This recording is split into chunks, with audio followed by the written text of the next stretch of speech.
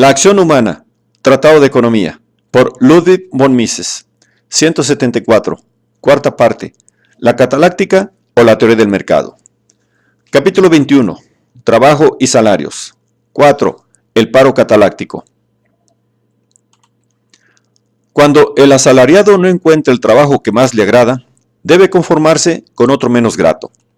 Por lo mismo, si no haya pronto patrono alguno dispuesto a pagarle el estipendio que el interesado quisiera percibir, no tiene más remedio que reducir sus pretensiones.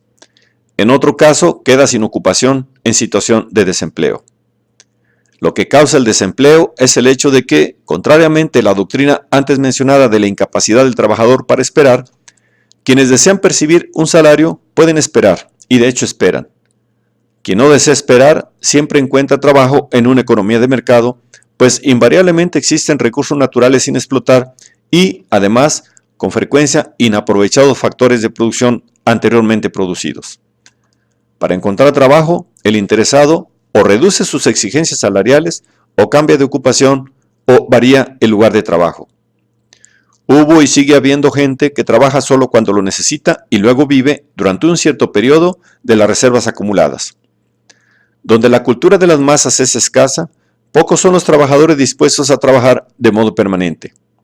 En tales casos, el hombre medio es tan inerte y apático que dedica las retribuciones anteriormente obtenidas a procurarse mero ocio y descanso.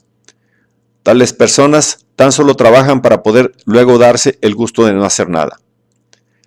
No sucede lo mismo en las zonas más civilizadas. El obrero occidental considera el paro como una calamidad. Prefiere siempre trabajar, salvo cuando el consiguiente sacrificio le resulta excesivo. Opta entre el trabajo y el desempleo igual que resuelve todas las demás actuaciones y elecciones, a saber, ponderando los pros y los contras de cada alternativa. Cuando elige el desempleo, este es un fenómeno de mercado de naturaleza, idéntica a la de los demás fenómenos mercantiles que toda cambiante economía registra. A este tipo de paro generado por el mercado lo denominamos paro cataláctico. Los diversos motivos que pueden inducir al hombre a preferir el desempleo podemos clasificarlos de la siguiente manera. 1. Tal vez no trabaja por pensar que más tarde hallará un puesto bien retribuido en el lugar que le gusta residir, del tipo que más le agrada, por haberse especializado en él. Pretende así evitar los gastos y molestias que supone cambiar de trabajo y de ubicación. Por otra parte, estos costes pueden, en determinados casos, ser más onerosos, mientras que otros lo serán menos. Quien posee casa propia está más atado que quien vive en un piso alquilado. La mujer casada goza de menos movilidad que el muchacho soltero. Hay ocupaciones que pueden impedir al sujeto volver a su trabajo preferido. El relojero que se dedica a herrero tal vez pierda la delicadeza manual exigida por el primer oficio. El interesado, en tales supuestos, opta temporalmente por el desempleo, pues entiende que a la larga ello ha de resultarle más ventajoso. 2.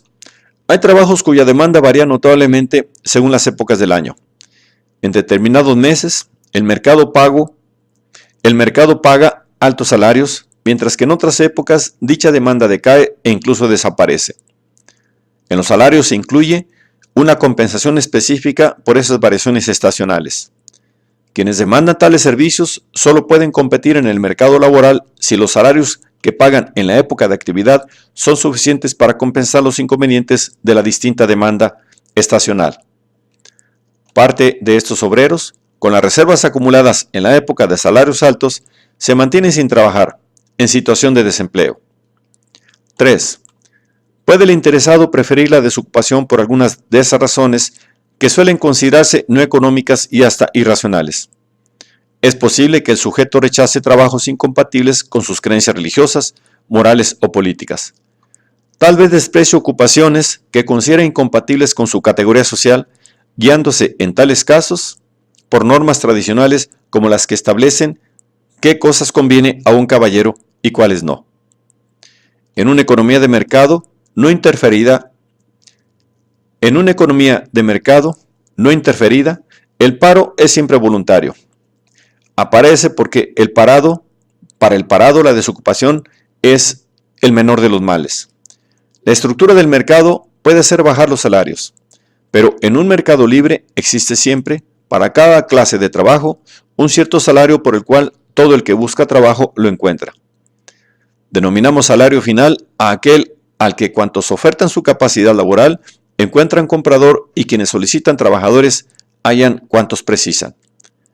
La cuantía de dicho salario depende de la productividad marginal de cada clase de trabajo.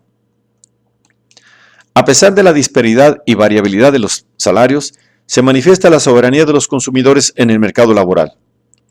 Permiten tales fluctuaciones repartir convenientemente la capacidad laboral entre las diversas ramas de la producción. Mediante ellas, se sanciona a quien desatiende los deseos de los consumidores, disminuyéndose las retribuciones en aquellos sectores laborales relativamente superpoblados, mientras se premia la sumisión a la soberanía de los consumidores, aumentando las retribuciones en aquellos sectores relativamente menos atendidos. De este modo, imponen al individuo una dura servidumbre social. Limitan indirectamente la libertad de la persona para elegir ocupación. Pero esta coerción no es inexorable. Siempre se puede optar entre lo que agrada más y lo que agrada menos. Dentro de tales límites, se puede proceder como mejor plazca. En el marco de la división social del trabajo, esa es la máxima libertad de que es posible gozar. La coerción es la mínima que exige el mantenimiento de la cooperación social. No hay más que una alternativa a esa imposición cataláctica o basada en el sistema salarial. Asignar a cada uno su trabajo mediante resoluciones inapelables emanadas de un organismo regulador de la actividad productiva general, lo cual implica suprimir toda libertad. Es cierto que bajo el sistema salarial el hombre no es libre de optar por un desempleo permanente, pero ningún otro sistema social imaginable puede garantizarle el derecho a un ocio ilimitado. El que el hombre tenga que someterse a la desutilidad del trabajo no es consecuencia de ninguna institución social. Es una inexorable condición natural de la vida y de la conducta humana. A nada conduce calificar, con metáfora tomada de la mecánica, de friccional al desempleo cataláctico. En la construcción imaginaria de la economía de giro uniforme no hay paro, ya que, por definición, en tal economía no puede aparecer el desempleo. La desocupación es un fenómeno típico de la economía cambiante. El desempleo del trabajador despedido, al suprimirse su puesto laboral por haber sido modificado el proceso productivo y que el interesado prolonga voluntariamente, despreciando las oportunidades que se le ofrecen y esperando hallar más tarde otras mejores, no es consecuencia de la tardanza del sistema en adaptarse a la nueva situación, sino que es uno de los motivos por los cuales se demora la readaptación. No es una reacción automática a los cambios producidos, independiente de la voluntad y las opciones de los trabajadores aceptados, sino efecto de sus decisiones conscientes. Es un paro conscientemente buscado, no friccional. El paro cataláctico no debe confundirse con el paro institucional. Este no es fruto de las decisiones de los trabajadores individuales, sino consecuencia de la interferencia de los fenómenos de mercado tendiente a forzar mediante la coacción y la compulsión los tipos de salario por encima de los que determinaría un mercado no interferido. El análisis del paro institucional lo afrontaremos al tratar de los problemas del intervencionismo.